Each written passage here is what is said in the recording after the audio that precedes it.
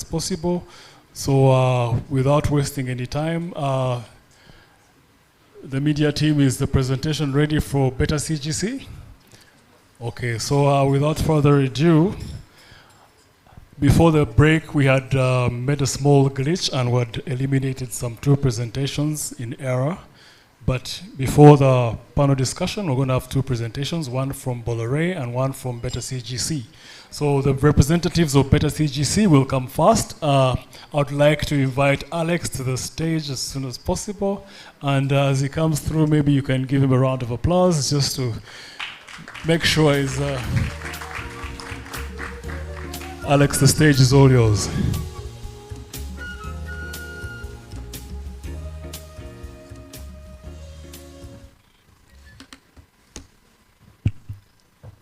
Afternoon?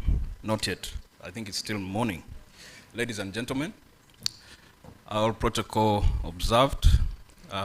Thank you for this day arranged by McDermott, Senopec.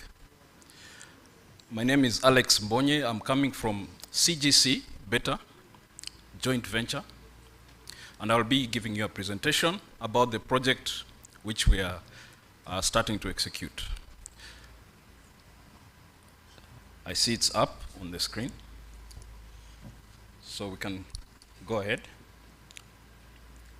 Next slide.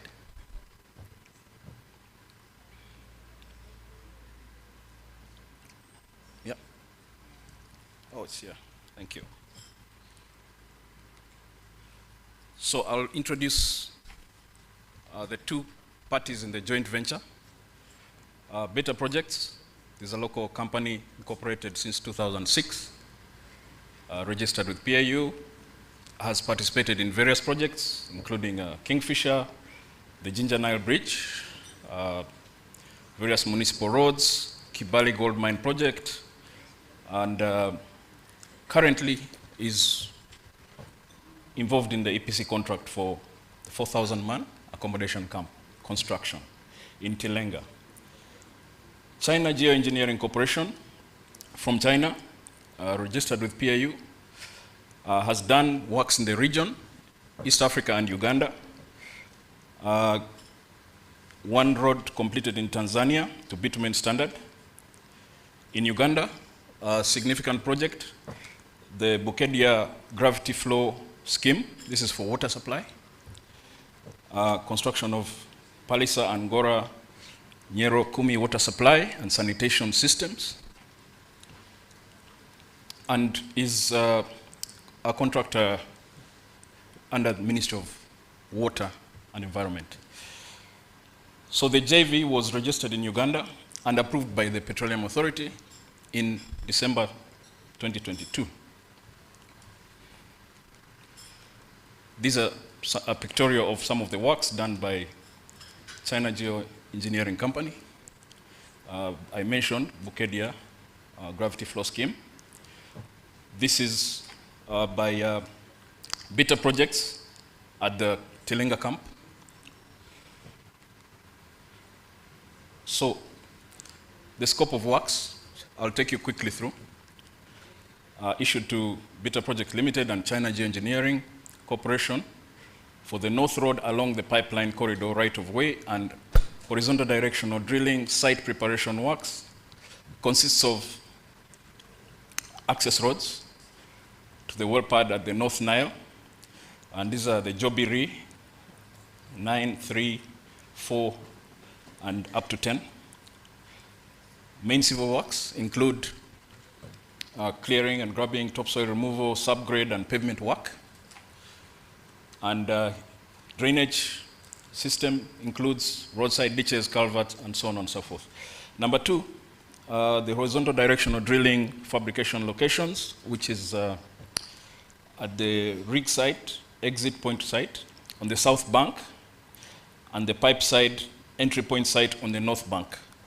There is an image I'll show you after this, or on the map, which is from the client.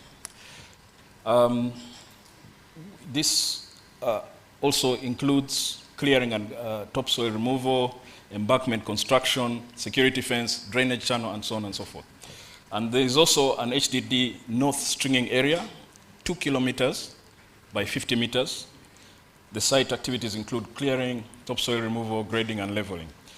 This is for the joining and connections of the pipeline. This is a map. You have already seen this map, I think, in the earlier presentation.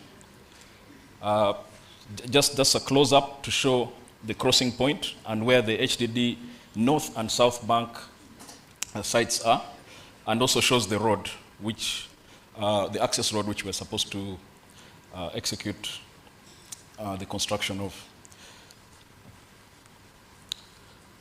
We split our responsibilities as a proper JV. CGC provides the civil works lead, managing, controlling, scheduling, providing equipment for the project, financing project activities, HSSE, QAQC, and so on. BITA provides all the requisite documentation, documentation control, acquisition of permits, providing and supplying local construction materials and other logistics. Manpower services, very key, and social aspects of the project. We support in administration and management of the project implementation plan. So here we have preparation and making good the first lifting of the subcontractors' support base camp offices will be completed from the signing of the contract. This is a bit about the scheduling. Recruiting, contracting, and training has commenced since this quarter. Reconnaissance and location of road survey has taken place. Drainage works, including box culverts, normally should commence in the dry weather season. 2 teams will be working at the same time from the south and the north. The south HDD team will join the north team at Jobiri 3 to Jobiri 10 to start and finish 2 pavement layers of earthworks. So tentatively, we should reach a milestone by end of the year, subject to other activities all falling in place. Just about national content optimization. It is important early on in the national content manpower planning and procurement process to identify the low-hanging fruit that can optimize in-country value. So BITA CGC will leverage existing national human resources, recruit at national community level in a sustainable way to ensure upskilling and community development. The JV has a strategy which includes developing a robust subcontractor support base to enable uninterrupted supply chain and operations of the project within the given timelines. This just shows how we anticipate the structure of our manpower. There will be more on that in the next slides. So optimization and sustainability of national content, we are committed to facilitating, supporting, initiating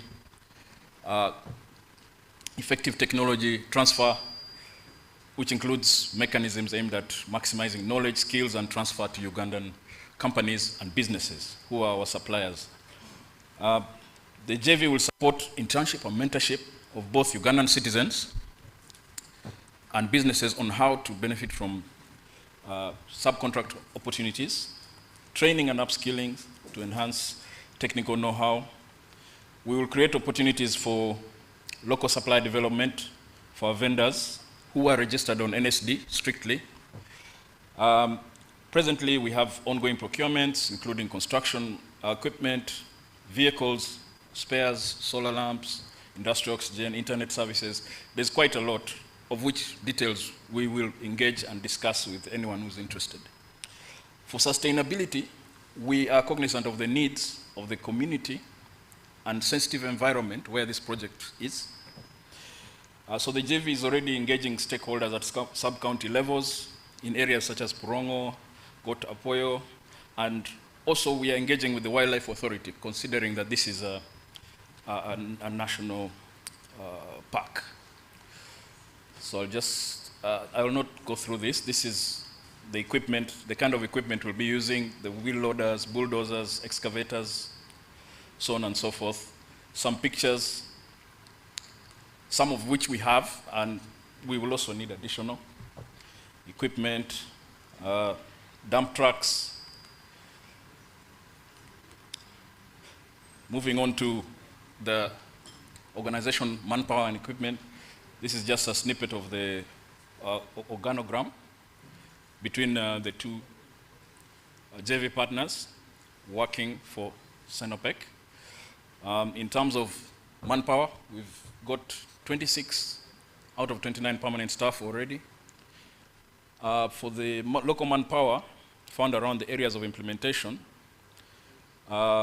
we give priority for the unskilled labor, and we follow the procedures, which are a balloting system as guided by our client.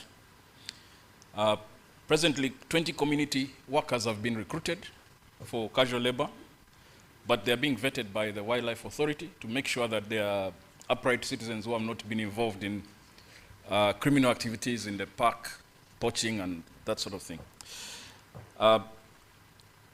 For semi-skilled categories, if the skill set is not within the community, definitely we go national. We advertise, make sure it's a transparent process for opportunities to be given to everybody. This is just a manpower plan showing how we started from January. Trainings to be conducted. Some are pre-mobilization, some are post. Including HSC, obviously, cultural awareness, fall protection, excavation and trenching awareness.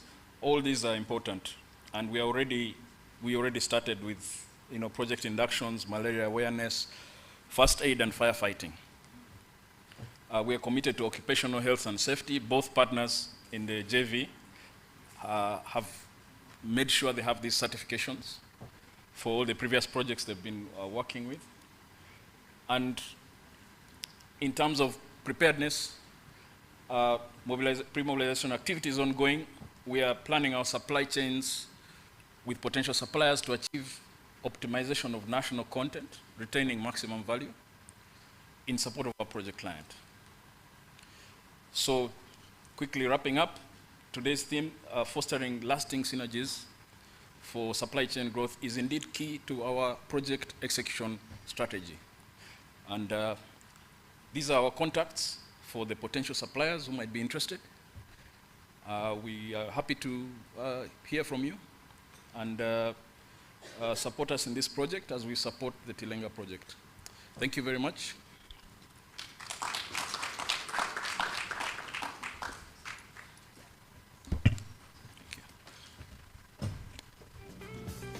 Thank you very much, Alex, for that.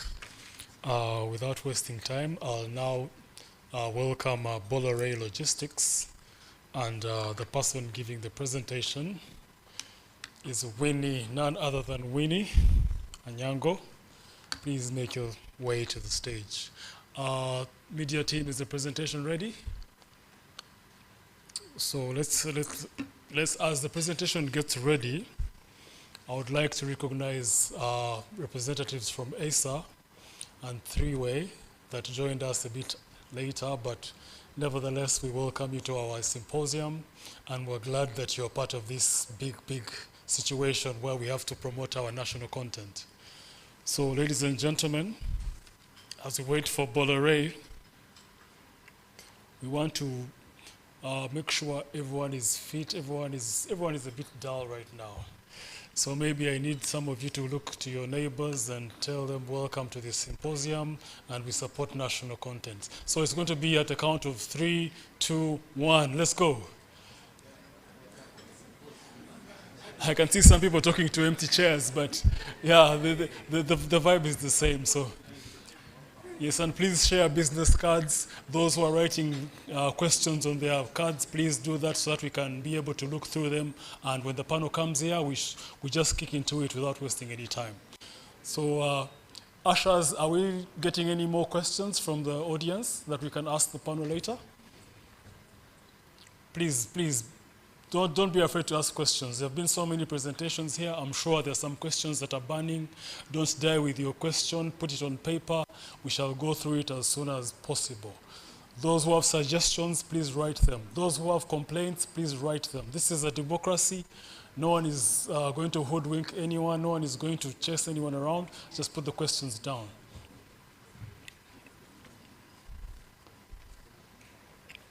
In the meantime, we can have a music interlude or something like that, just to keep everything calm.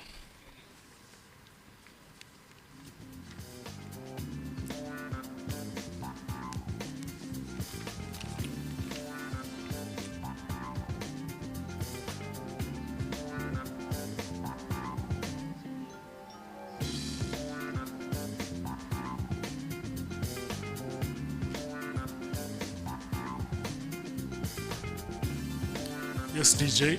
And just to reintroduce our panelists that will come on later, we have Patrick Opio from the Procurement Office, McDermott. Then we shall have Rina Simwe from the Supply Chain of Sinopec. Then we shall have Alex Mbonye from Better CGC. He'll be back on stage. Then we have Philip Niwamanya, Head of Oil and Gas and Value Chain Banking. That's a very good title right there, from ABSA. Then finally, we shall have Winnie O. Onyango, National Content and Legal Officer, Bolloré. Then for all your other questions regarding national content, we shall have the representative from PAU, Mr. Alex Piamukama. Please, we shall be great to have this insight with you. I'm sure everyone has questions about the NSD, who qualifies for the NSD, what disqualifies you from the NSD, how long does that license, so for lack of a better word, registration last? Does it last for a year? Does it last for 3 years? So all those questions will be answered as soon as the panel starts. Oil and gas is quite new, if you ask me, because I didn't know about Tilenga and Kingfisher until 2 years ago when I saw something to do with UNOC. So, sorry about that.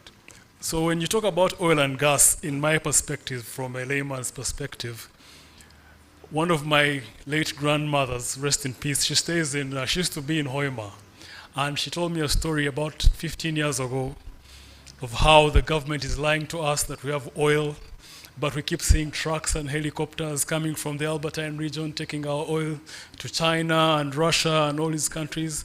And she says, don't believe those people. There are no jobs in oil. Just go and study your journalism. You'll be a good journalist. People will like you on TV. So for some reason, I actually believed those stories because I didn't know any better. There was no communication. There was no sensitization. There was no social media then. But somehow when we got to lockdown, people were more engaging online. So that's when we started seeing the UNOCs, the PAUs, the Sinopecs, the McDermotts, the ECOPs. And as a communicator, I have to make sure everyone in my family gets an update about the oil and gas industry. Some of them don't know what an NSD is. Some of them have big companies that can actually apply for these contracts, but they don't register with the NSD. So in these simple engagements we have, we should always do our best, even in where we come from, to just sensitize these people.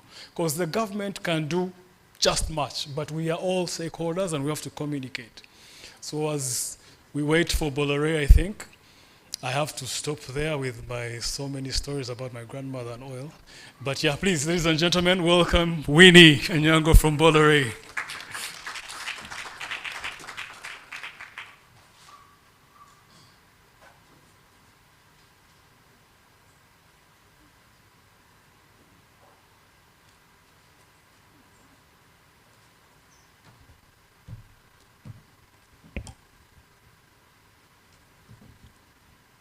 A good afternoon to you all. Okay, clearly all of you are very unhappy that I've taken a bit long, so please, a good afternoon to you all. Please be happy. My presentations are always a lot of fun, so smile to your neighbor and tell them it will be a bit of fun. The rest of them have been boring. I know that Solomon has been trying to impress, but no, I'm the lady for the occasion. Thank you. So yes, my name is Winnie Onyango Lokech, and I am the contract manager Bolloré Transport and Logistics, and many a times you'll also see a company that's called ILST, that's Integrated Logistics Services Tilenga. So we manage the operations, the oil and gas operations at Bolloré, just to kind of separate the ordinary freight forwarding business with the oil and gas. I think all of our clients have noticed that the team is quite efficient, I would like to say. I like to blow my own trumpet, so yeah, we are quite efficient. So today we are really here on the invitation of Sinopec and McDermott. So I will go through a couple of slides, but most importantly, I know that there will be some subcontractors that will be here, and we will be more than happy to have conversations with you later. Like I said, I blow my own trumpet. I've been trained in the UK and in Uganda as well. I'm a lawyer first, and then I happen to also lead the National Content Office, the legal, and then the documentation lead as well. So I'm here with a team, so I'd like to introduce them so that afterward you can know the team that I'm with.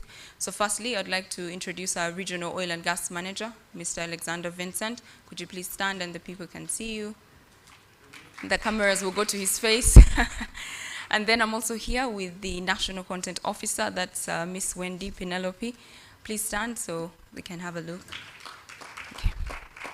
So that's the team that I have come with from Bolloré. So afterward, be free to just talk to us if there are any other questions. I know that lots has been said about oil and gas. Usually the phrase goes that the cake is very big, and all of us can have a little bit of it. But I'd like to say that as Bolloré, we are now saying that, the proof of the pudding is in the taste, and we have tasted it and realized that we cannot chew all of it. So we are still giving opportunities to so many of you so that we can onboard you as subcontractors as well. Like Pia, you did mention, Alex did say that you can, because there's client and then there's contractor, and then there is a tier 1. You could be a tier 2, you could be a tier 3. So those opportunities are still available. Just to introduce the company, Bolloré Transport and Logistics has been here for more than 50 years. We were first here in 1968. I know the names have kept changing, but it's the same company, and it will change again, but it will still remain the same company. So we've been here for a really long time, and we hope to still be here for a really long time. So our specialties are transport and logistics. We also do some heavy lift, and then we also pride ourselves in a very brilliant safety. And then also quality assurance is something that you look forward to. We also have trainings because with transportation we have lots of drivers as well. And then there are lots of other investment capacities as well. Like I said, our scope of work, freight forwarding, which is that's offshore, and then on land as well. Then we have warehousing and distribution, supply chain management as well. So this is something that we do as well as Bolloré. Coming here, our scope of work is in the Tilenga region. So this is how our scope of work looks like, and these are the districts that we really interact with, and these are our transportation routes. So we really also, when we're focusing on community content, we're looking at Hoima, Pakwach, Nuoya, Bulisa. So these are the districts that we look forward to. Also, we extend this to our subcontractors as well. This is something that they need to pay attention to as well. So far, this is how this is what it's looked like. So that is how transportation has looked like for us. We've so far moved 97 trucks so far, and the month coming ahead, we are having about 46 containers for McDermott, and then about 52 for Sinopec. So the curve is continuous. There will be high peaks, and then there will be a bit of a low time. So this is pretty much what it's going to look like. So far, what have we done? We have had a community engagement. So we did have a community engagement from the 6th to the 11th of February. As transporters, one of the people that we engage with a lot are those that live along the route. So we did traverse the route and go on with road safety engagement. So we did teach the communities how to keep themselves safe on the road. I know it's something that we studied here in Uganda too, because we keep left. But the presumption is that also the pedestrian keeps left. However, there were good habits we're teaching them that the pedestrian ought to keep right, because then you're able to have access to oncoming traffic. So that's something that we did. So those were the districts that the communities that we traversed. And we had a very huge turnout. So this is how they looked like in the communities. They were engaged such as these, just under trees and in the communities, so that we are closer to them. Contrary to, let's say, inviting them all here, that would have been a bit problematic, because you definitely know with the social impact, we need to meet the communities and not the communities meeting us.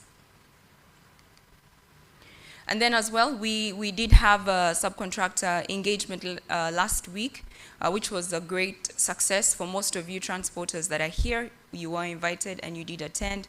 It was a very interesting dialogue with all of you. We did have more than 100 participants. So we really focused on one, national content, what it is and what is expected of us as Bolloré Transport and Logistics, engaging with the rest of the subcontractors. The requirements, which is the NSD, we did clarify on what exactly qualifies you as a Ugandan company for purposes of oil and gas, which I'll get into as well, just in case there are any subcontractors that will be interested.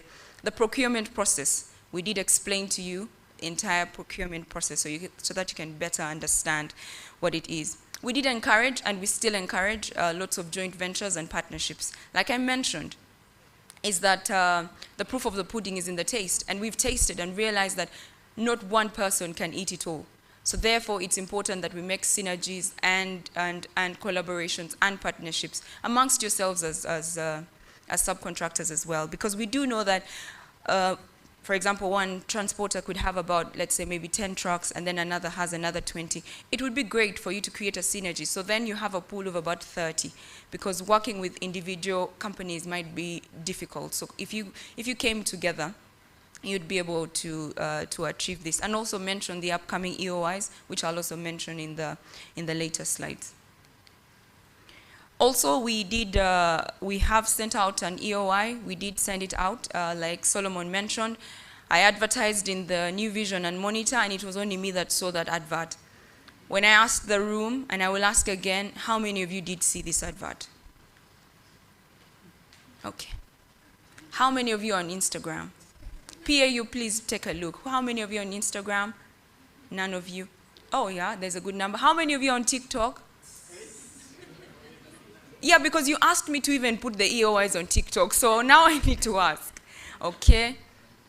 Which other platforms are there? Facebook? LinkedIn? No, PAU, I think there are more people on Instagram. So I think Instagram, because the regulator was present, so we did talk about it, that they're going to look into other ways in which we can actually have this EOI. Twitter? How many be confident with your apps. We're not going to, yeah?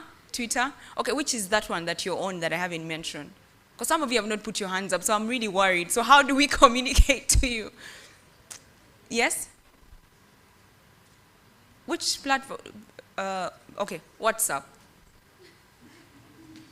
Okay, that's everybody. So PAU, we're going to have to change from wide circulation, because this is no longer in wide circulation. So it's something they're considering. When we do find out, we will try. But we've agreed, moving forward, we will put these on the websites. We will put it on the Bolloré website, on the McDermott website, Sinopec, even ECOP agreed that they would also put this up, even PAU. So we'll try and put it on the websites. But also moving forward, we'll just wait for their communication in the event they would like us to find a new form of communication to you.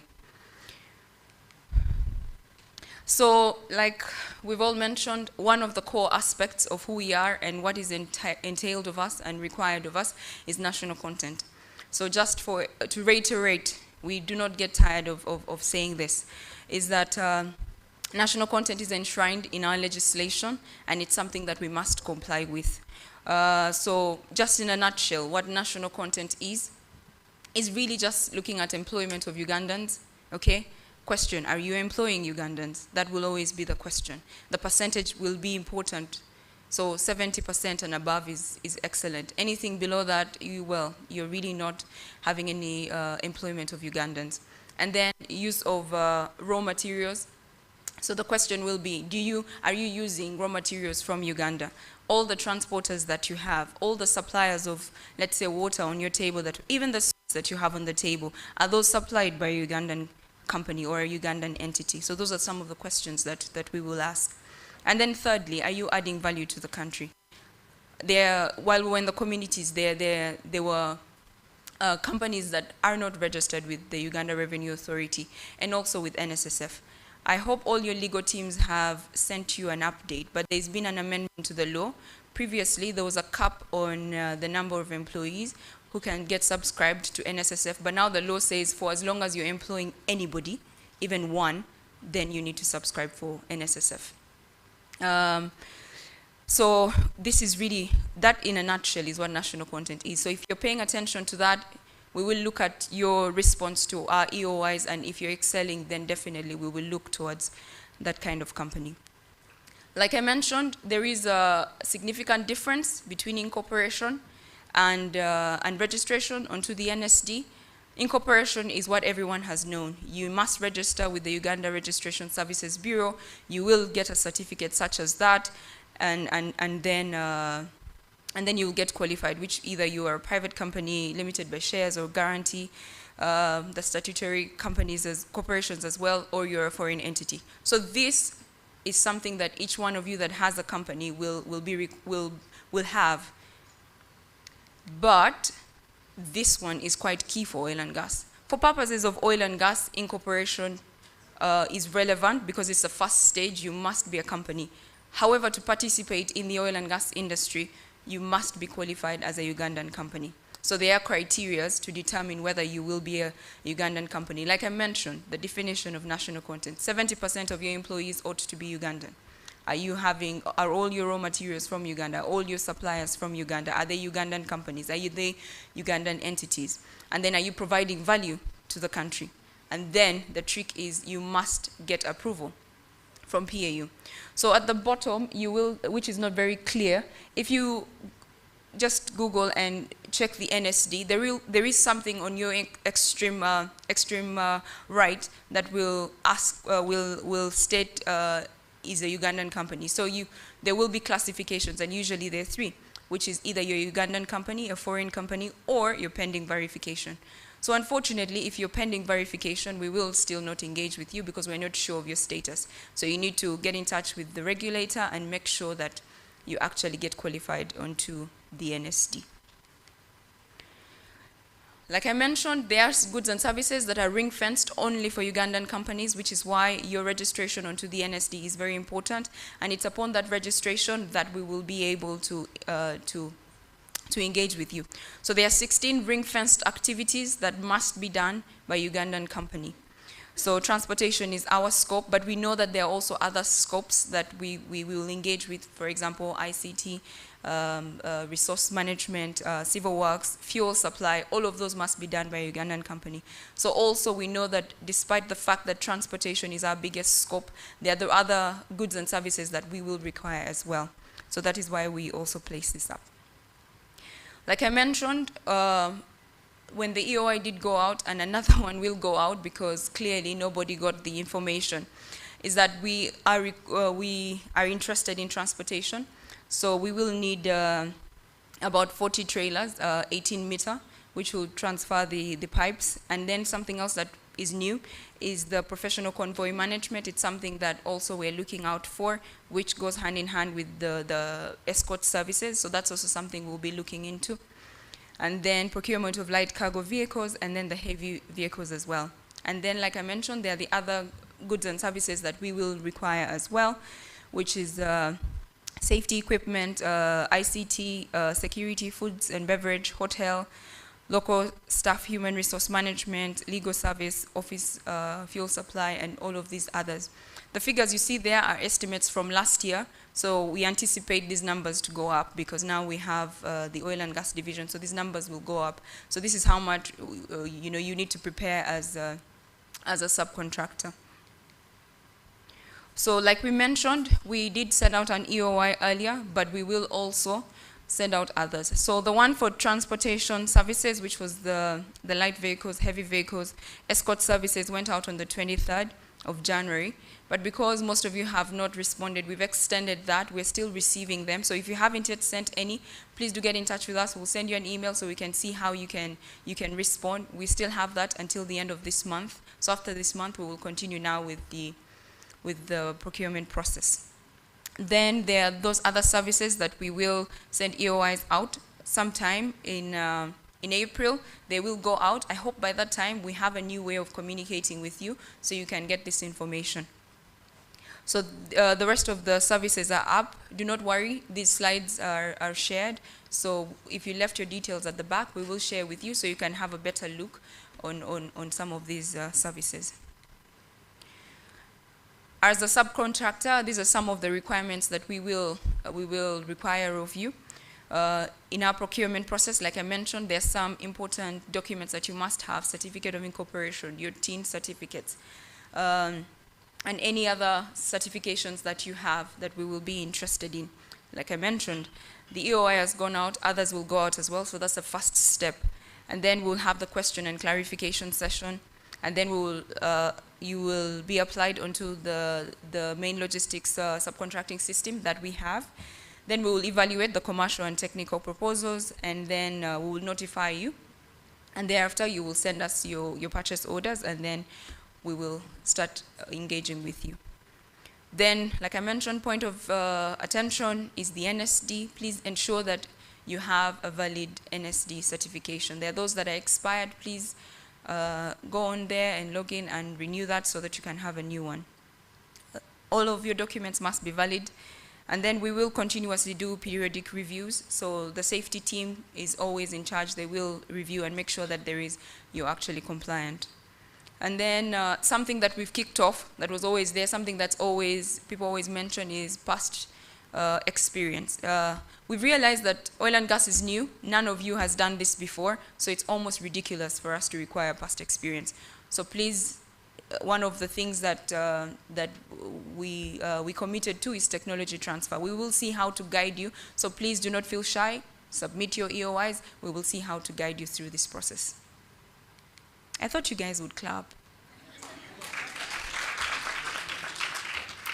We've also focused on employment of Ugandans. Like I mentioned, Bolloré is at 97%, all Ugandan. But we continue to hire and look forward to other Ugandans as well. Also, this went out sometime last year, but we will also send out more adverts for employment. So please be on the lookout. Prepare those CVs. Do not send us CVs for last year. There are those of you that don't update your CVs. The email address on there does not work. The phone number does not work. So we're thinking, how do we honestly communicate with you? Now, for the CVs, we will not look for you on Instagram. You really need to update those, okay? Let your LinkedIn be updated. Put that very nice picture. Please, if all of you have gone to LinkedIn and seen Solomon's picture, please ask him to change it. It's not updated. It's very old. So now we're not sure if he's still 16 or he's now 30, yet we need him to be an adult, so it's a bit difficult. So please update those CVs, and please be on the lookout as well. This is where we are at. We are seated at Ntinda. Preferably, easier to access is you come to Supplier Motors. When you come to Supplier Motors, whichever direction you're coming from, URA is on one side, and then Ntinda Stretcher is on the other side. Take the side of Ntinda Stretcher. Right there, after the police, there's a police station there for the training school. And then you will see the trucks parked along the roadside. You will see a huge sign, Bolloré. Pop in. People have been nice. They just pop in and say, hi, I'm here to see Winnie. So sometimes they call me and I'm like, no appointment. And I'm thinking, okay, can they give me some time? I'm more than happy to see you. If you're patient, I will see you. I'll just hear your questions so we can see. The team is quite open. We are flexible. We'll see how to receive you. So please feel free to come talk to us. I thank you very much. Apoyo Matek. She demands a rouse of applause. Please give her another one. Thank you, Winnie, for that. First, I'll applaud you for your recovery. She recovered like a pro. And then second of all, a very good presentation. Thank you very much, Winnie, again. So without wasting time, it's time for the awaited panel discussion. I've mentioned this 30 times, I think. And yeah, the time has come. So I'll be handing over to Brian Kwamun from McDermott. He'll be your moderator for the panel. And as we give the team time to organize the platform, maybe we can play a few videos. And for those who still haven't put down your questions, please just put a question. I know you have many. So once again, thank you very much for coming. And we are getting to the stretches of the program. Please, those who are very impatient, we are going to finish and have lunch. So those who are going to be on the panel, please sharpen your wits, organize your points, be straight to the point, so that we can have a fruitful panel discussion. Thank you. DJ, please take over.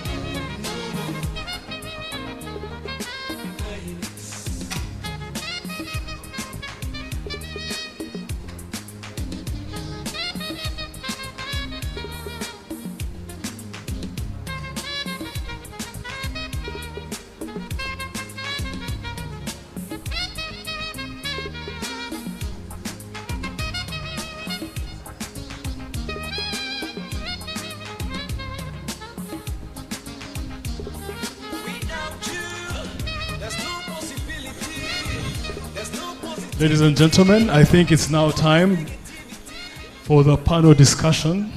So, ladies and gentlemen, I'll be handing over to Brian Kamun from McDermott. He'll be the moderator for this panel. He's also going to introduce the speakers who will be giving us some insights on the theme today.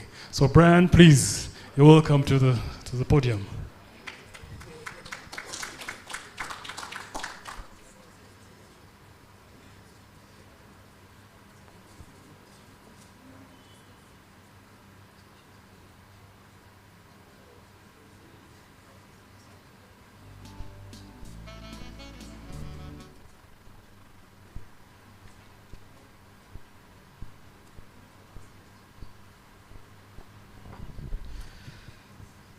Good afternoon, ladies and gentlemen. Once again, I'm called Kwawun Brian. I'm the National Content Lead for McDermott. And I have been tasked to moderate our panel discussion. So I'll start with the introductions. The ladies will come first, then the gentlemen will come after.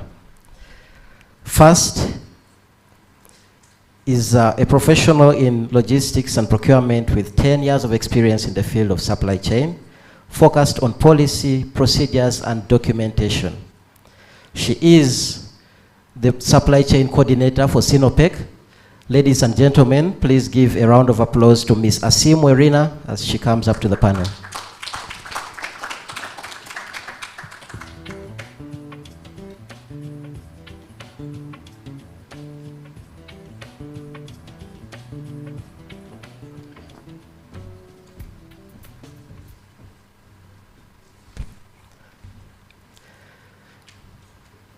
Our next panelist is a UK and Uganda trained lawyer. She is the contract manager and national content lead at Bolloré Logistics with a wealth of experience in developing, implementing innovative contract management strategies. She has a proven track record of success in her field and is committed to promoting local content initiatives that drive economic growth and development in Uganda. Ladies and gentlemen, a round of applause for Ms. Anyango Winnie.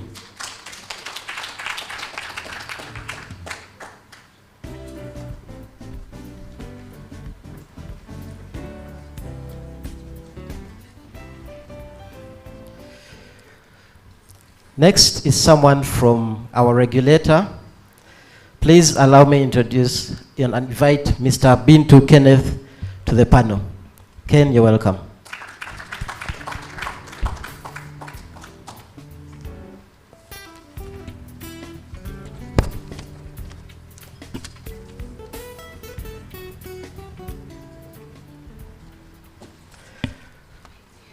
Our next panelist has a Bachelor's of Procurement and Logistics Management from UCU and a postgraduate diploma in Procurement and Logistics, and over 10 years experience in procurement, both in the public and private sector.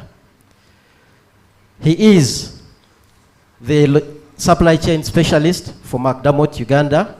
Please allow me to introduce Mr. Opio Patrick to the podium.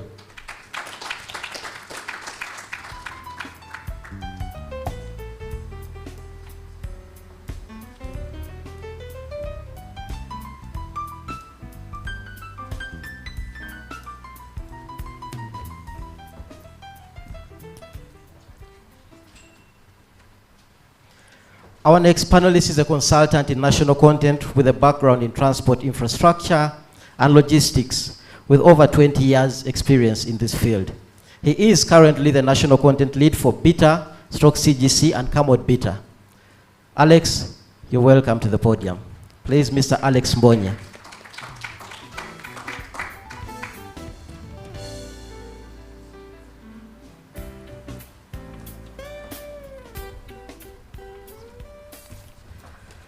And last but not least is the current sector head for oil and gas and value chain banking at Absa Bank. He has held various roles in the bank, which include acting chief of staff and strategy and business manager of corporate and investment banking. He is a chartered accountant and is a member of Association of Chartered Accountants of UK, Institution of Public Accountants of Uganda, and he holds a master's in Business Administration from the Heriot-Watt University in Scotland. Please allow me to invite Mr. Philip Niwamanya to the podium. A round of applause for him, please. And a bigger round of applause for our panelists.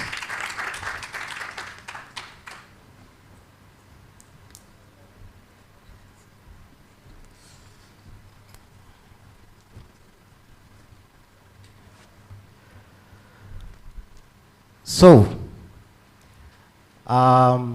the first question posed today will go to our regulator, to Kenneth. Some people are curious to know, where can a company get a form to show that it is compliant with national content requirements?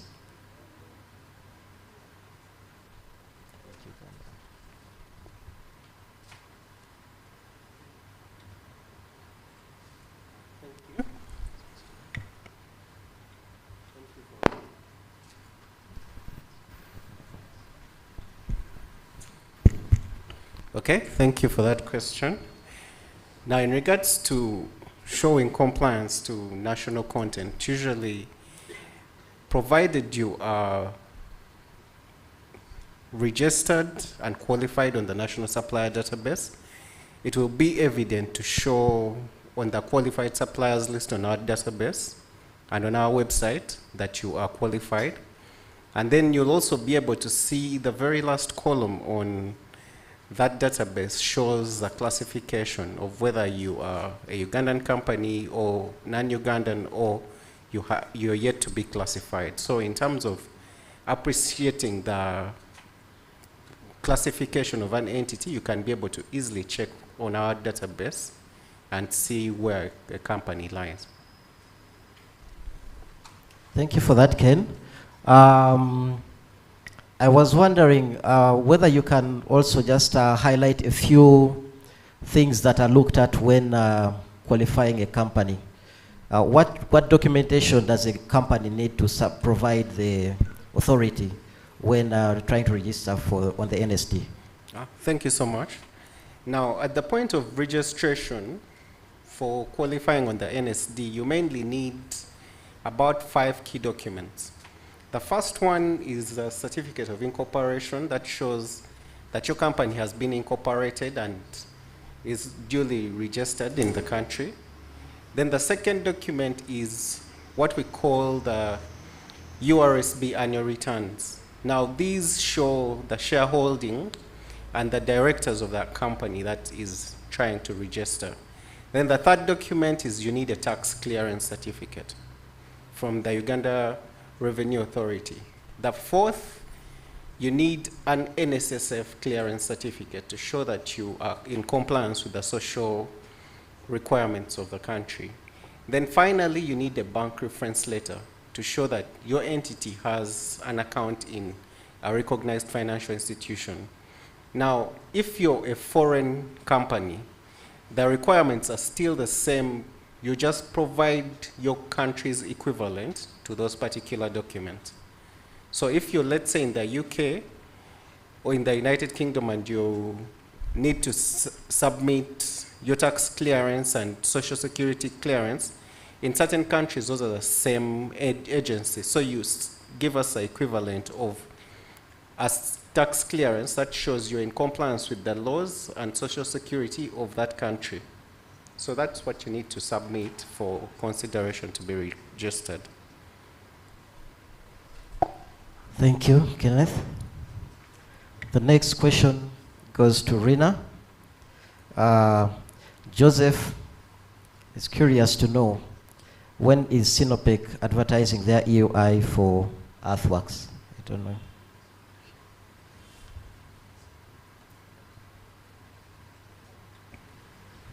Thank you so much. Just to clarify on the expression of interest that we advertise, the threshold that we normally look at is above 500,000 US dollars. So we have been advertising in the new vision for those who have cared to look out for them. But this year we have not yet put out a few things. So we are working on them and they will definitely be put out in the papers. But as we have been discussing, we are also going to consider now social media and have them out. Thank you. And there's just a follow-up question. What do potential suppliers overlook the most at the time you're trying to get suppliers registered to work with Sinopec? What, in your experience, what have you noticed them overlook the most?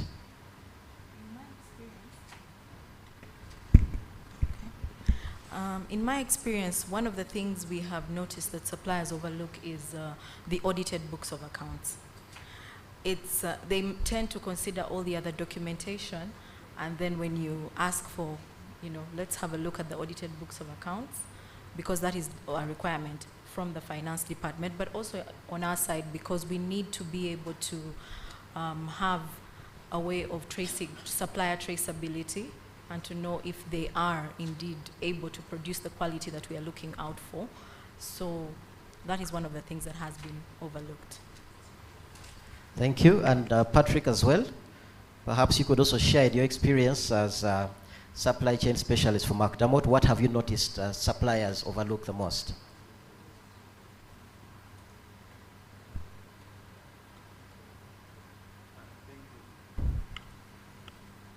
Thank you very much, Brian.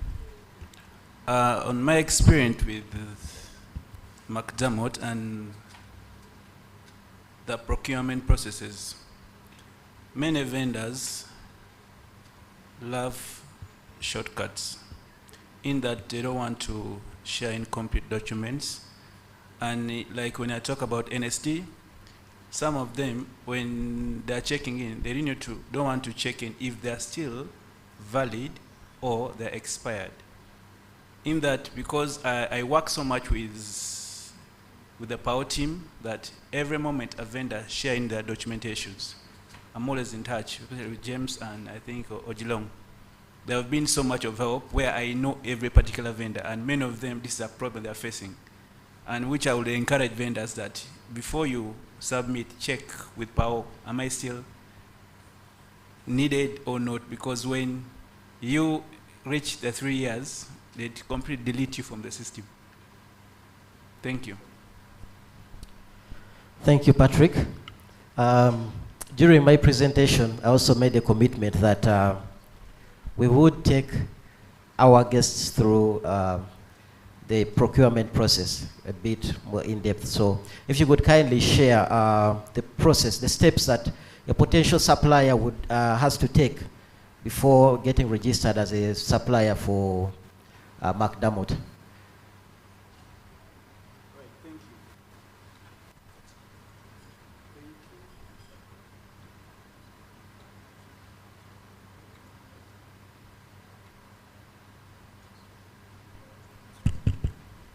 Oh, thank you so much, Brian. One, I just want to say, the first thing I will tell you that McDermott doesn't request any payment for you to be registered. And the step that Brian listed out, one, we always want to know that, are you registered? That is URSBS. Secondly, we also want to understand who are you. That's why we always need to ask the list that we share. We ask for your profile to understand what you do. That's why many suppliers or vendors send in a lot of, they want to do something, but yet that's not what portrays in their profile.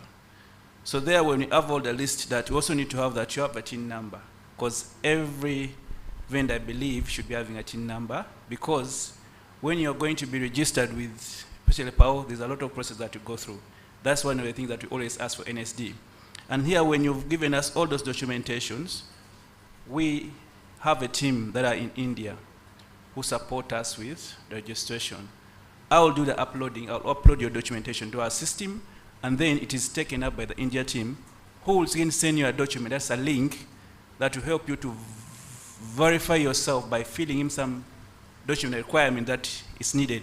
And this process may take you about 2 weeks or more, depends on how you answer them. Because when you answer them and has queries, it will be taken again to our team in the US who will handle compliances. They will also do a check to understand who is this particular company. And they want to know who you are. because there are some criteria of the products probably you will list. Because sometimes when you're saying to me, you specify this particular product, but when you go to the link, you just about like 100 products that you want to do. There comes in where now comes questions, because some of them are critical.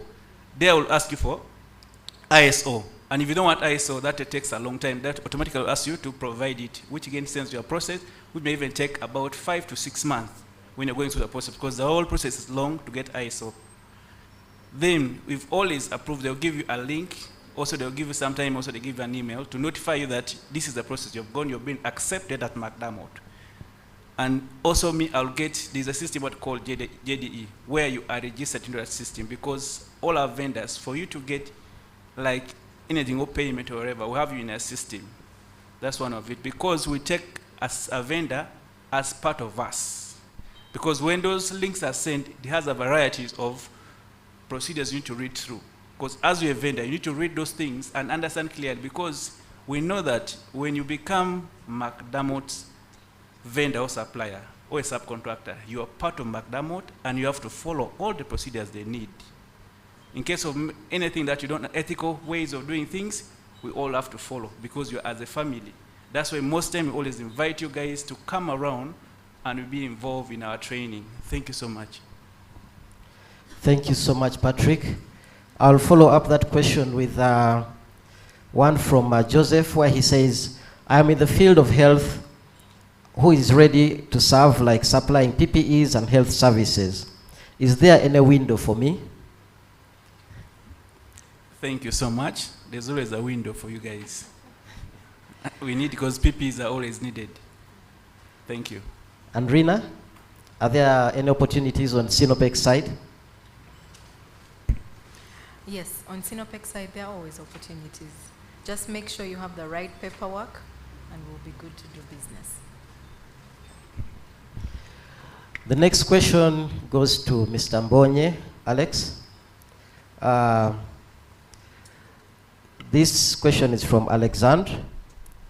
Are there any logistics and transport opportunities either via Beta CGC or via Sinopec?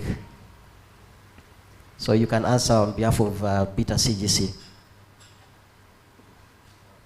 Thank you. Thank you for the question. I think the microphone is not working.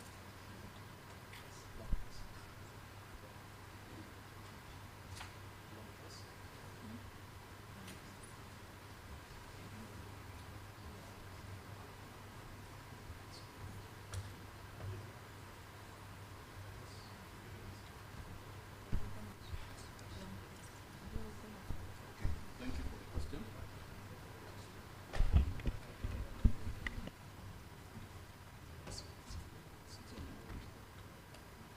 Okay, thank you very much for the question, Alexander, my namesake.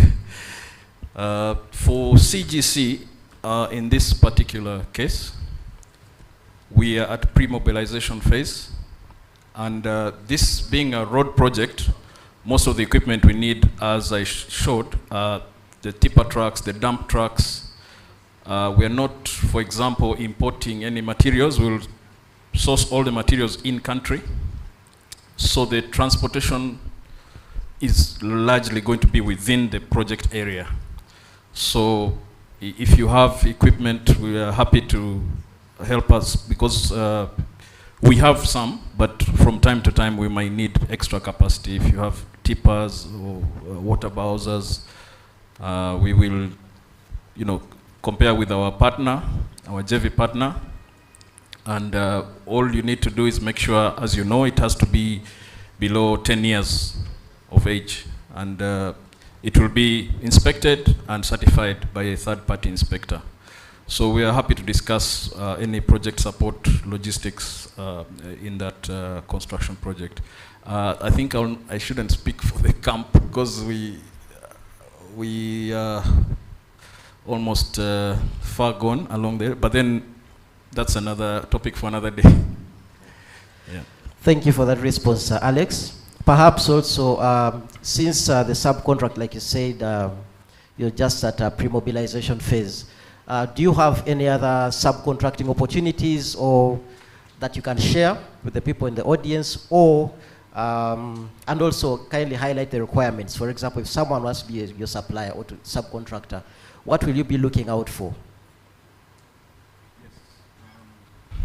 So we need, obviously, POW has made it easier for us by introducing the requirement for NSD. That helps to filter the companies that you can work with. And we have to check your capacity. If you say you can supply sand or aggregate, we need to come and inspect and make sure you have certain environmental requirements in place. So different requirements for different materials. We, of course, expect to see that you have a track record in supplying. We wouldn't want to give you a subcontract and then you run short of supplies. So we come and visit your facilities to make sure that you have the what is required. We have certain set requirements to be in a vendor database, and if it's a service or product supply, the requirements are different. But I'd be happy to share the specifics with anybody by email. Yeah. I hope you carried enough business cards with you, sir. Yeah. And before I pose the next question, if there are any other questions that are still in the audience there, please just send them forward. I'll be happy to ask our panelists. Let's take this advantage because these are really very skilled and experienced people in this sector. So milk them as much as you can. Please don't hold back. The next question is for Mr. Niwamanya Philip. The oil and gas industry is very capital intensive, but also very profitable. How do I obtain these financial demands to be a supplier on a project worth billions and insurance cover for up to millions?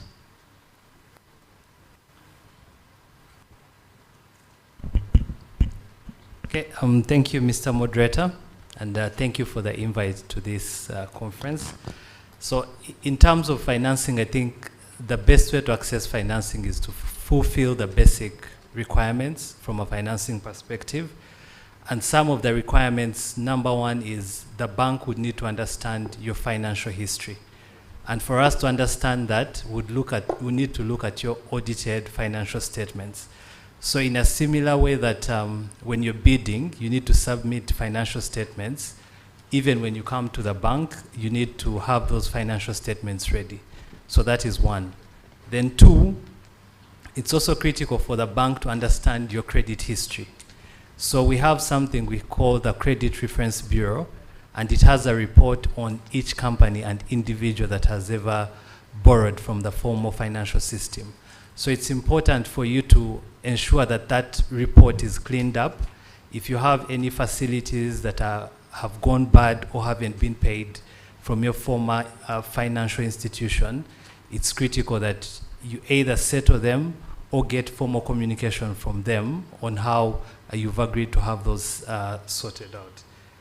Then the other critical one is that when you approach the bank for financing, it's critical that you articulate what your equity contribution is going to be in the contract. So for instance, if the contract needs financing, say end-to-end of $10 million, it's critical for you to articulate how much of that you're putting in. You might not put it in terms of actual money. It might be that you already have an existing fleet of equipment that you're going to use, and you just need working capital. You already have skilled personnel. So it's also critical to highlight what your equity contribution would be. Then what is most important is that you must have a signed contract. So the contract, number one, must be signed, and then you must have sort of done a financial projection to say that this is the income I expect from this contract, because the cash flows from the contract are what are going to pay off the bank. So it's critical that we try and align the financing from the bank to your contract and to the cash flows and how soon you get paid. If you get paid, say every 60 days, then a facility from the bank that requires you to pay every 30 days wouldn't work for you. So it's important that the bank matches the contract to to the financing. If you're paid after every 90 days, then the bank needs to give you a facility that is also paid down every 90 days. So that's really it, just making sure that you have the financial statements in place, you have a clean credit history. If there are any coffee stains on that report, have them addressed. Make sure you have a signed contract, be clear on the cash flow projections from those contracts, and ensure that whatever solution that we are proposing to you as a bank is aligned to your contract terms. Thank you. Thank you very much, Philip. And the next question will go to Ms. Anyango. As you do your scope of work, I believe there are going to be many opportunities for subcontracting. And of course, subcontracting comes with doing technical bid evaluations and commercial bid evaluations. But if we're just to focus on that section of the technical bid evaluations that deals with your national content and social responsibility attributes that you'd look for, what are those attributes? And legal, what are those attributes that you look out for when reviewing potential subcontractors? Thank you, Brian. So, firstly, the most important thing is compliance. So we have a compliance department that will share with you compliance documents that you need to complete, so that we do a proper background check of the company and make sure that all of your legal aspects are all in order. So then you will complete that. So when you complete that, we will give you a certificate of, for the compliance. So a compliance certificate is given to you. And so when you receive that, then we'll take you to the next level. So then you have completed with the legal aspects. And so in regards to the national content and social responsibility, we want to find out as a company, what exactly are you doing to foster one, national content, or community content, because it's something that we are also looking out for. For example, if we require food at the site, we do not expect you to have all of your employees from other regions, because then we expect that all of the chefs are from the community area. So that's also something that we will look out for. And then the safety department as well will look into all of your documentation. Somebody on the panel has already mentioned ISO. He will look into that. What is your safety? What is your safety record like? We want to look at all of those to ensure that you're actually a safety compliant company, because you know that the project is very keen on safety. So that's also something that we will look forward to. Then we have our own internal system. Somebody asked me a question that I thought would be related to this as well.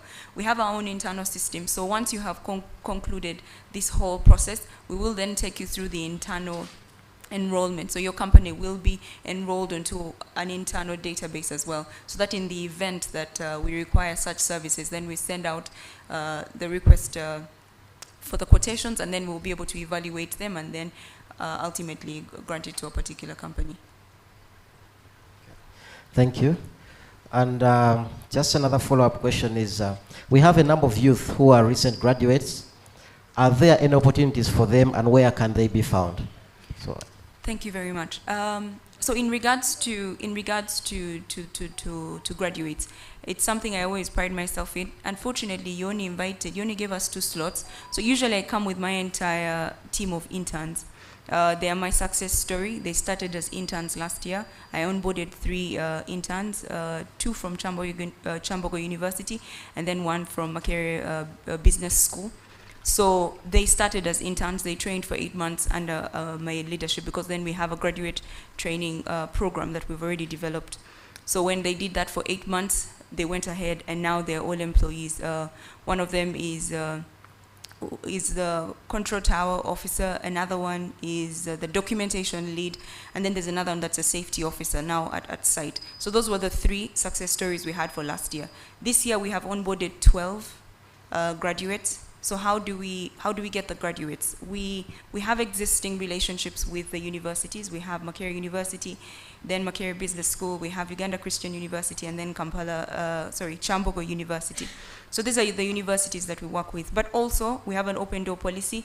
If there are any other universities or any other students as well that would like to apply, we usually do accept those applications, and then HR will look through and see if there are any other needs in the other departments. So usually they'll get placed in other departments. But for oil and gas, we're working with these relationships that we already have, because these universities are teaching oil and gas courses and also teaching logistics courses. So it's something that we're focusing on. So the doors are not yet closed, so that is the opportunity that we have for the graduates. You will get placed with a senior officer, and then you will have to go through that process. And indeed, if you're excellent, like I've mentioned already, we can onboard you as the opportunities avail themselves. Thank you for that elaborate response. I hope you're logging in those man hours and costs under your national content report. I'll be looking out for the next one. Yes, right. I would like to throw a spanner in the works and pose a question to someone in the audience. We have a guest who's curious. Where are you on the construction of well pads? How many of them are ongoing? How many are achieved? What are the timelines? Mr. Peter Paul Sempewa, please allow me to ambush you. Perhaps as client, you could just give a small update on the well pads. I accept the ambush.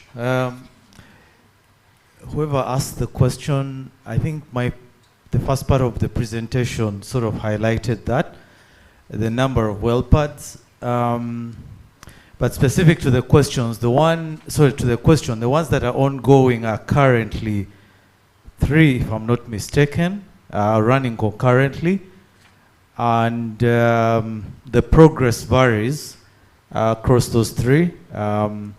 And the one closest to completion, I think, is currently has a rig seated on it. That is Jobiri 5, north of the Nile, which is about, by the last check, it was about close to 75–80% done.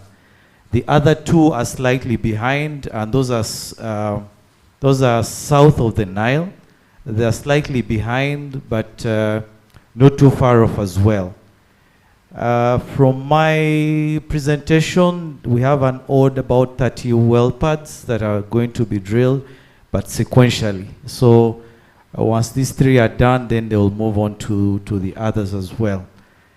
I hope that answers the question. Thank you very much, Peter. I think we've run out of time for the panelists, so please let's give them a round of applause as they take back their seats, and thank you so much for sharing your knowledge and wisdom with us. Just as a reminder, please don't be quick to leave. Do you have a question? Okay, please.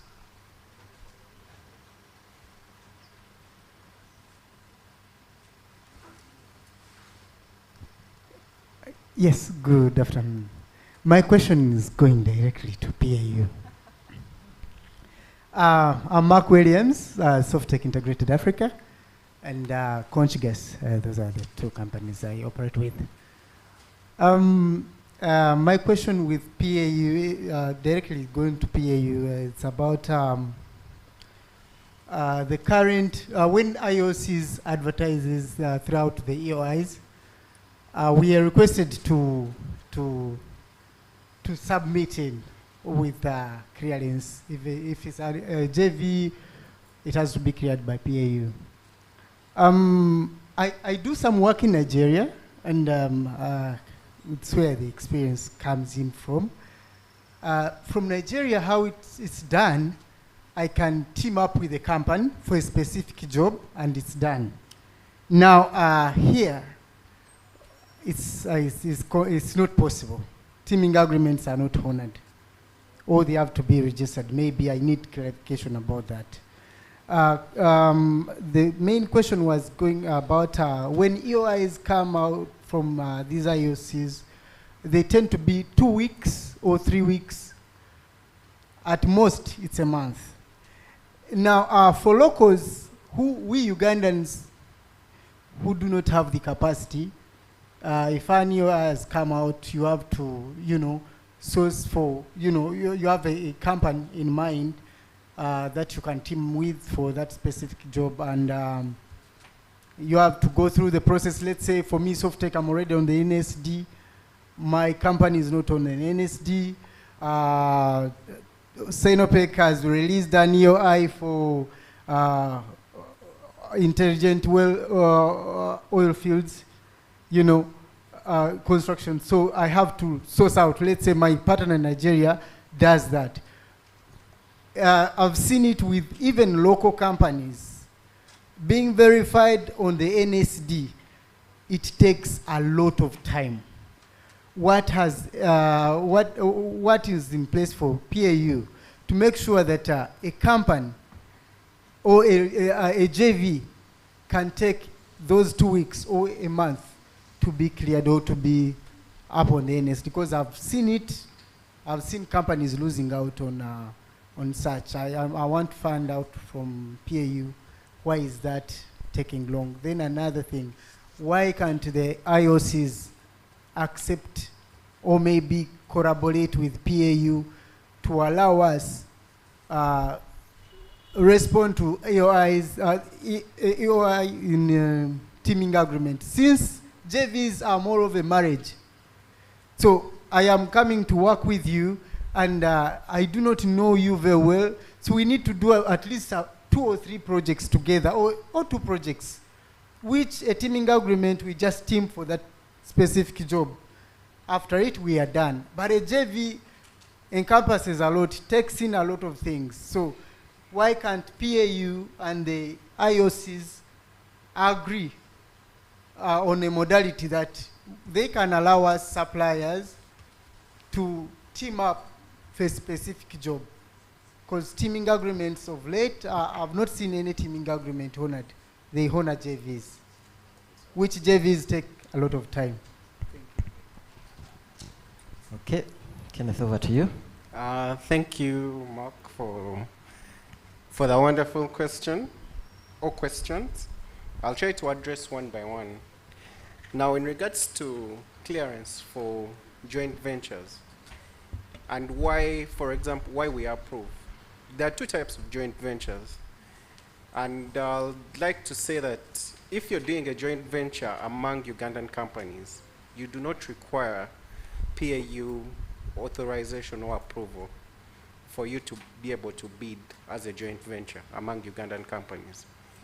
Now, as a way to promote interests of Ugandans, within the law, there's priority being given to, in the absence of a Ugandan company that can do the work, priority then is given to a joint venture between a Ugandan company and a foreign company. Now, those are the ones that we have to look at and approve. And usually the process is around, it shouldn't take long for the approval to come through. But what we have seen with most of the applications is, most of the applications, usually when the request comes, it misses certain information. So you find the application comes, it's reviewed, then we give you feedback on the things that you needed to include. And I think I can specifically say, for a joint venture agreement, the key things is both parties need to be registered on the National Supplier Database. So in some instances, one of the parties is not, and we need to first go through the process of them being registered, and then we can be able to approve the joint venture. Then 2, the parties within the joint venture agreement, you need to specify the shareholding of each of the parties. Now, by law, the Ugandan partner in the joint venture has to have at least a 48% participating share in the JV. So in the event where the JV has the Ugandan party having less than 48%, we usually still write back and recommend you amend the joint venture. Then the other element, you need to specify what each partner in the joint venture is going to do in order to execute that contract. Now, in certain aspects, we've seen, now the reason why you specify what each partner does is the law requires us to establish that the Ugandan party can and has the capacity to deliver their scope of the contract. Now, we've seen some JVs where you have requested a joint venture, but it is completely different from the scope of work which you have detailed as your area of expertise, and we have to come and try to check your qualifications and your capacity to deliver that scope. So usually that is what takes a bit of time. Then in regards to teaming up agreements, usually I think it's just not being explored, but I don't think there's any law that refuses that you cannot be able to present a joint bid and do a consortium agreement and you jointly bid. It should be possible. However, if one of the parties is a foreign company, then you may need to have the joint venture avenue, because that participation, because you're going to get special consideration after Ugandan companies, it has to be approved. Then in regards to local companies being verified, some of the things, when we are looking at the classification of local companies, we look at the definition of a local company in the law, where we are looking at, is it incorporated in Uganda? That's the first thing. Then we look at your employment. How many people do you employ? And is that percentage over 70%? Because the minimum threshold for Ugandans is 70. And then we look at the use of Ugandan goods and services. Is the company utilizing Ugandan goods and services, things that are available within the country, to see that you add value? Then we look at your compliance with the law in regards to paying of taxes, as well as for your employees, your pay as you earn and social security. Then the most critical part, which at times people miss out, is the management and control has to be in Uganda with the participation of Ugandans. Now, for companies where the shareholding is not Ugandan, at least the shareholders or the directors need to be in country so that the management and control is in the country, and it has the participation of Ugandans, so that they are actually Ugandans among the decision makers. So those are the things that we look at, and I think because of the numbers, sometimes it takes a bit longer, but we have an arrangement where when, for example, Total is contracting or McDermott, they can be able to write to us and tell us there are these companies that have bidded and we are considering them for this certain scope of work, but they are either not yet classified or they are in the process of registering on the National Supplier Database, and we try to fast track those applications. So when you have a scenario and you have an arrangement, you want to bid, you can be able to submit your joint venture request and submit, so that as we do the review, the bidding process is also ongoing, and they can be able to verify with us that you actually did submit. Thank you. Okay, thank you. Okay, just to add something on that, thank you very much, is that as Bolloré Transport and Logistics, we've had experience in this. We've had 2 JVs that have been approved by PAU. So that means it's possible to get approved. Now, one legally is that joint ventures take 2 forms. You can either have an agreement or you can have an incorporated company. So you can either have a joint venture company or a joint venture agreement. So what you're calling a teaming agreement could take the form of an agreement, okay? Because the incorporated company will take the form of a marriage. Then the agreement will take the form of a cohabitation. After, we're done with the relationship, we can part our ways. So that's the difference. So do not lose hope. There's those 2. If you do not want to go through the long process of then having to dissolve the company, you can go via the agreement. The other advice that I would give you, because it has worked for us, is once you're done and you have submitted and are waiting for approval of PAU, please write to PAU and request for a meeting, because they're more than happy to have you, because that's what we've done on all these scenarios we've had, because then all of these clarifications that he has mentioned will then be made very clear to you. The participation of the Ugandan entity in the agreement, in the joint venture, so that is something that can be done. So I'm sure they will take your contacts and then they can see how to guide you through this process. Okay, thank you. Alex, do you have anything to supplement or? This one. Thank you very much, Brian. Thank you, Kenneth. And Winnie, I just wanted to add on the aspect of the JV, and Winnie has clarified the two forms of JVs, incorporated or non-incorporated. But again, even if you are to do a non-incorporated JV, and you only have a month or two to submit because you have to do your due diligence on your partner, I don't think you'd be able to achieve that in about a month or two, even if you are given 2 months to bid, because it takes a bit of time. So my advice would be that, first of all, you need to understand the space that you want to play in, okay?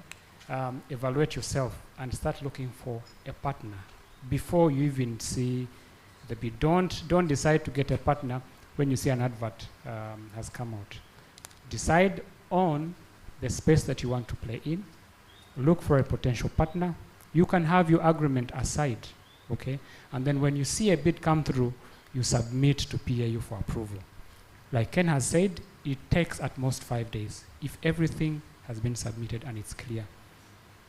So that way you'd be able to beat the timelines in terms of bidding. So it's important that you plan and prepare early. Don't wake up when you see a bid. So that is something that you can take home. But also about the bidding periods, I think, well, it's something that we need also to think about as companies that are into this business. Clearly, we need to be realistic in some of the periods that we give to the public to respond. We should be able to give a very realistic response timelines to enable people prepare sufficient bids. Otherwise, they will be rushing to put together bid to beat the deadline, and the next thing is they will not be able to qualify, simply because maybe the time wasn't enough. The other comment I just wanted to make in response to her submission on the procurement methods, I think she mentioned the method of open bidding, for procurements of 500,000, which is okay. But again, the law also says that open bidding shall be the preferred method of bidding. So even for procurements of $500,000 below, you can still use an open bidding method, especially where you see that there are lots of opportunities, there are lots of companies that can play in this space, so that you give them opportunities to just, you will get better bids, I should tell you, if you have a bigger pool of providers other than just selecting one or two people. So it's something that you can still consider. Open it up and ensure that more people are given opportunities. Open bidding shall be the preferred method of procurement at all times, and that's what the law says. Thank you very much. Just wanted to add that. Thank you so much, Alex, for that guidance. And okay, just one more. Let's just have one more from Patrick, and then we wrap it up. There is something little I would like to help you. Total has approved vendor list of most of the products that they would wish Ugandan companies to buy from, and from particular vendors. So if you want to get a JV, it's good to get the list of all those vendors from Total, so that you look through them. Probably by the time you see the advert, you would engage those vendors. All right. Thank you, Peter. Thank you, Patrick. Sorry. I believe Peter mentioned something about a supplier annual supply plan. You could also look at that, so you can prepare early and get into these agreements and JVs. Peter, just one more, and then. I think I wish to place a caveat on the last statement. There is no such thing as a total approved vendor list. That should be categorical. In some instances, we have shared information insofar as, and very specific information on specialized kit, as an example, that we know either will never be gotten here, or So we've provided a specialized list to say, for kit like this, these are vendors that are known world over and industry-wise that have done it. So start there. However, it is not prescriptive. It's simply that, at least. We always encourage, and you will bear me witness, that we allow you to go to the market and source for yourselves who it is you believe can do a competent job. So that needs to be clarified, and for the audience, because otherwise they will chase after someone for a list that doesn't exist. Thank you very much. Okay, thank you so much for that clarification, Peter. Ladies and gentlemen, this is the end of our panel discussion. Thank you to our panelists. Please, they deserve a big round of applause as they take their seats. Thank you, Ken. You may. We're going to have closing remarks, and after that, please stay behind. We would like to take a group photo so we can have make some memories of this very nice and fruitful day.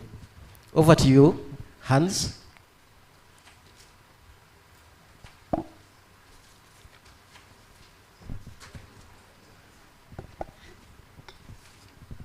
Thank you very much, Brian, for that insightful panel discussion.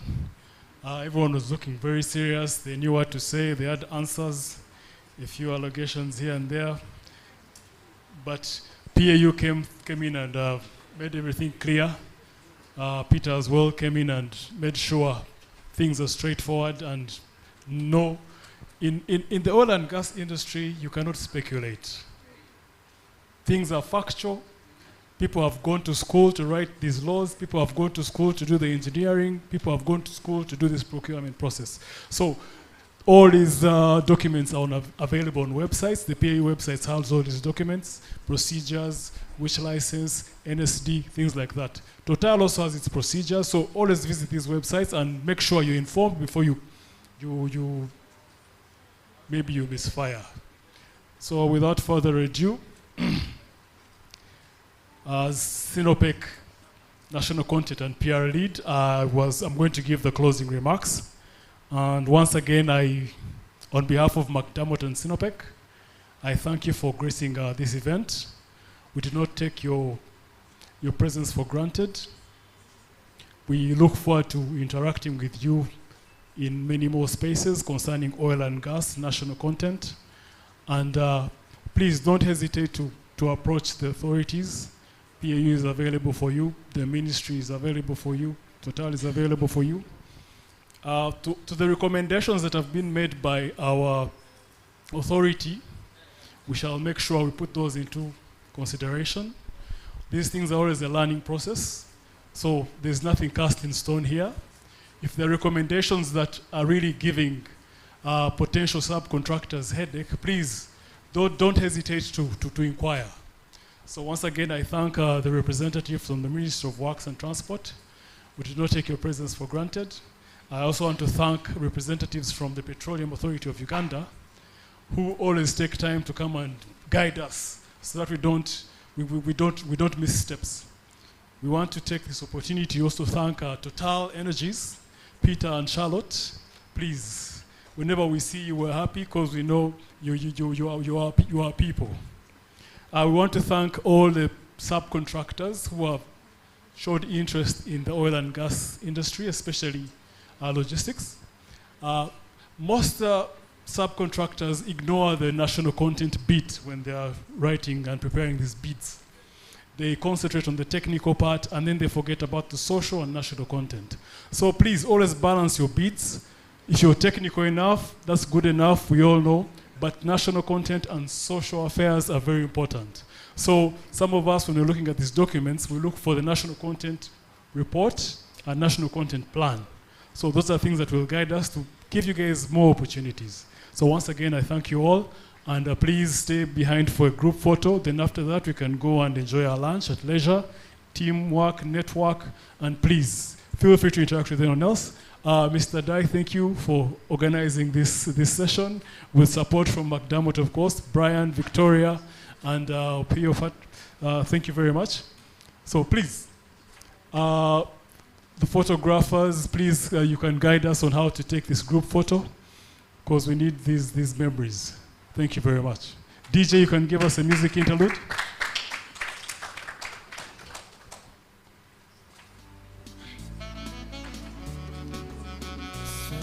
We also want to thank our hosts, Protea Hotels, and Outcome, and their partners for giving us such a good event. Everything looks clean and simple and pristine. White always wins, so white means cleanness, transparency, and things like that. So thank you very much, Protea and Outcome.